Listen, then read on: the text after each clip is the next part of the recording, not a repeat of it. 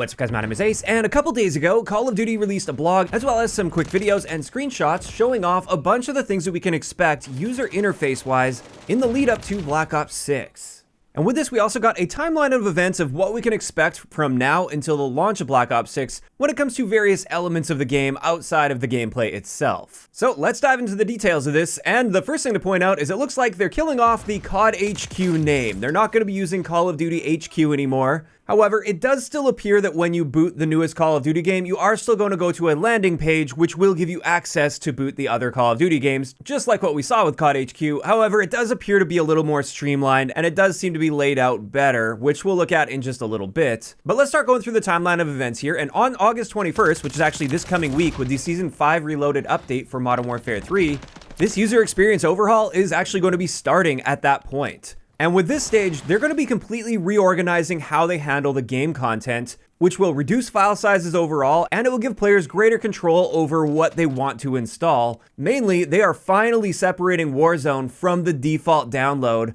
for the mainline Call of Duty games. So if you're like me, for instance, and you don't play Warzone at all, you only play Modern Warfare 3, as it is right now, you can't avoid downloading and installing Warzone. That is a mandatory download if you want to play Modern Warfare 3 right now. Whereas after this update, they're going to be separating things, so if you don't want to install Warzone, you don't have to install Warzone. Now, just to be clear, this doesn't mean they're making Warzone an entirely separate client or app. If you are a Warzone player, then you're still going to be booting up the current Call of Duty game and then tabbing over to launch Warzone. The only real difference here, as far as I can tell, is the Warzone download is just going to be optional now. It's not forced on everybody that wants to play Modern Warfare 3 or Black Ops 6 coming up. So that's the first thing, and I think this is great news. It's great to have that option. If you have no interest in ever playing that game, why should you have to download and install it? Also, I'm hoping this is another sign that they're kind of carrying forward with what Modern Warfare 3 has been doing, which is shifting the focus a bit more in the direction of multiplayer again, to where it actually feels like its own unique game, and Warzone is a bonus thing on the side,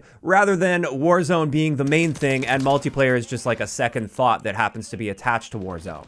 In either case, that's just the first part of this update that will be reducing file sizes, at least for those of us that don't want to download and install Warzone. If you do play Warzone, it seems nothing's really going to change here. Like, you can still download it, install it, and play it exactly the way you do right now. However, the next thing they're going to be doing with this update as well is expanding their texture streaming to reduce file sizes even more. So for those of you guys that are unfamiliar with texture streaming, the way this works is instead of downloading all of the high-res textures and having them installed on your system, which in the case of Call of Duty with their ridiculous amount of 3D assets, that takes up a lot of space. That's the primary reason the Call of Duty file size is so big. Instead of having those installed on your system, what happens with texture streaming is you just have the low-quality version of those installed on your system, and then as you're playing, in real time, you're downloading or streaming those textures only as they're needed. So as you're loading up the map or as you're loading up the game, it will prepare those textures without having to have them permanently saved for you. So this is something that has been in the game for a while, but like I said, they're expanding this to reduce file sizes even more. And when it comes to this, there are pros and cons that are attached to a system like this.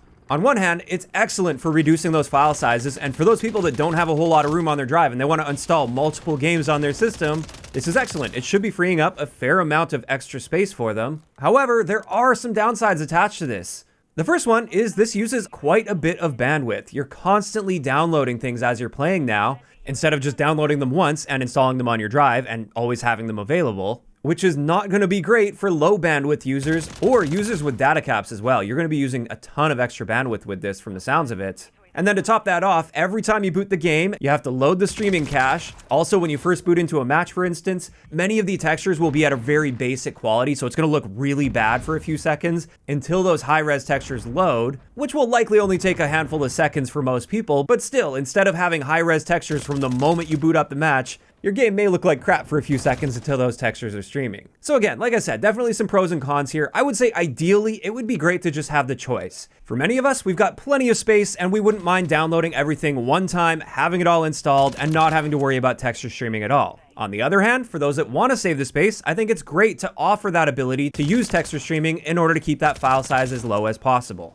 And from the sounds of what they're doing here, at least, it doesn't look like they're going to be giving us the option. I could be wrong on that, and I hope I am wrong, but I believe they are going to be essentially forcing this expanded texture streaming on us. In either case, there's one last thing they're doing here to reduce the file sizes of the game, and this is a game file reorganization that's going to be taking place with that Season 5 Reloaded update for Modern Warfare 3.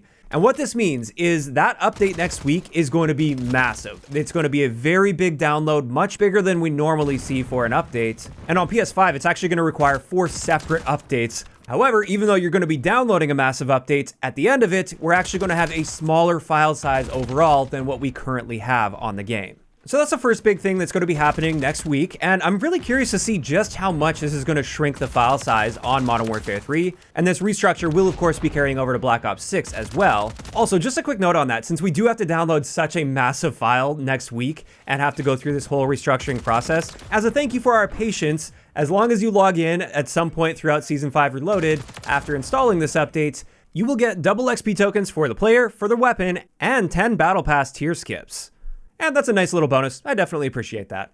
Next, they just talk about the open beta, which is taking place on August 30th, and they did confirm in this blog post that we'll be able to pre-download that on August 28th, so then we can just hop in immediately and not have to wait for that download once the beta is already live. Then after that, in mid-October, we're going to be getting the new user interface. So it's basically the UI that we're going to be getting for Black Ops 6, but it's coming to Modern Warfare 3 first in preparation for Black Ops 6, and let's have a look at that new landing page. Instead of seeing this when you first boot up the game, this is what it looks like right now, we're going to be seeing this. So a little bit more streamlined, slightly different design to it. If you want to access other Call of Duty games, like Modern Warfare 2, for instance, if you have that installed, then it looks like you can RB over or tab over to the All Games section and select that. But that's at least what we're going to be seeing before the launch of Black Ops 6 in Modern Warfare 3. Then for the launch of Black Ops 6, it's going to transition into this screen, which is really similar, just slightly reorganized. And if you want to access Modern Warfare 3, then you have to tab over to the All Games section, because this screen is only going to contain things with the current game from the sounds of it, which is going to declutter things a bit. Now after this screen, if you want to boot up into multiplayer, for instance, you would select Black Ops 6 on that screen, which then takes you to the main screen for Black Ops 6, where you can select multiplayer, zombies, or single player. So then when we select multiplayer, we end up in the lobby screen, which looks like this right now. Keeping in mind, all of these are pre-release and still subject to change. They may still be making some tweaks to this, but this is at least the general structure we can expect.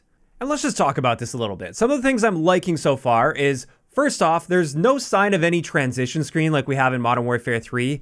I absolutely hate this transition. It's so buggy, at least on PS5. It always just freezes up.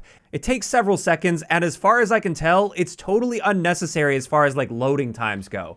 It's not a transition that's designed to hide loading times. It appears to be there purely for aesthetics, because if you know how to navigate the menu properly, you can actually work around this so you don't see that screen and things will load instantly. So I'm really hoping we don't see a transition like this in Black Ops 6. It's just totally unnecessary and just adds frustration to the user experience. Next up, the party indicator is there on the main menu screen, so when you're in a lobby, you can see who has partied with who. This is something where if you had a really close eye, we actually saw this in the Black Ops 6 reveal, but I wanted to bring it up again here. This is excellent because as of right now, if you want to see who's in a party in your lobby in Modern Warfare 3, you have to hunt that setting down to find those players, rather than just having it immediately displayed for you like it should be, and like it will be in Black Ops 6 based on what we're seeing here. Additionally, with the screen, I just like how clean it looks. It's not super cluttered like we're seeing right now in Modern Warfare 3, and perhaps this will change. Maybe all the game modes will end up being listed at the bottom like this, but I personally don't like that. There's too much going on with this screen right now, while simultaneously not showing the information that I feel they should be showing.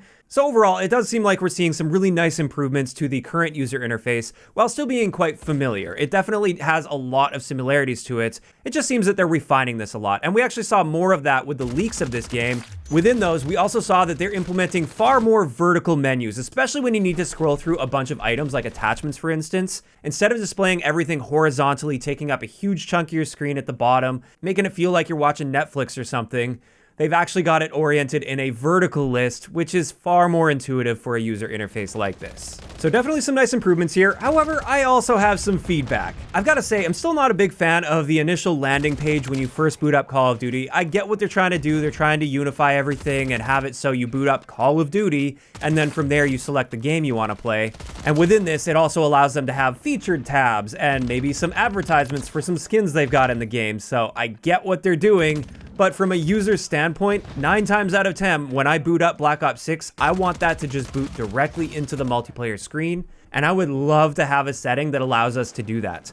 I remember in some of the older Call of Duty games, or maybe it was only one of the older Call of Duty games, I can't even remember which one. I think it might have been the original Modern Warfare 2. you had the ability to select your preferred mode that you would directly boot to every time you loaded up the game. And that's something I'd love to see for Black Ops 6. Instead of going to that initial landing page first, then selecting Black Ops 6, then selecting multiplayer, and then getting into the multiplayer menu, I just want to get to multiplayer immediately. Again, 9 times out of 10, I want to go straight to multiplayer. And if I wanted to change it up and play zombies, that's fine. I'll still boot into multiplayer. I can just back out and select zombies. And that just takes me a couple seconds to do that. Now, will they provide that option? Probably not. Again, I think they do want to funnel you through those landing pages first so they can show you that featured tab. And again, like I said, I understand why they do it, but if we're talking about like optimal user experience, you would optimally want to provide the ability to eliminate any roadblocks that would prevent users from getting exactly where they need to go as efficiently as possible.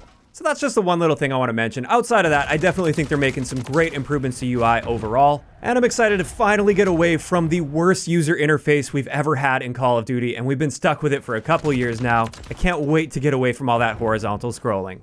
And with that, that's going to wrap it up for today's video, and I'm curious to hear from you guys in those comments down below. First off, how are you guys feeling about the restructure they're doing this coming week, and the fact that they're expanding texture streaming while apparently not providing the option to just download those high-res textures? And then second, how are you feeling about the user interface changes based on those really short clips that they provided for us? Are you generally liking what you're seeing there, or not so much? If you enjoyed this one, a like rating is always appreciated, and don't forget to subscribe for more if you haven't already. I'll talk to you guys next time.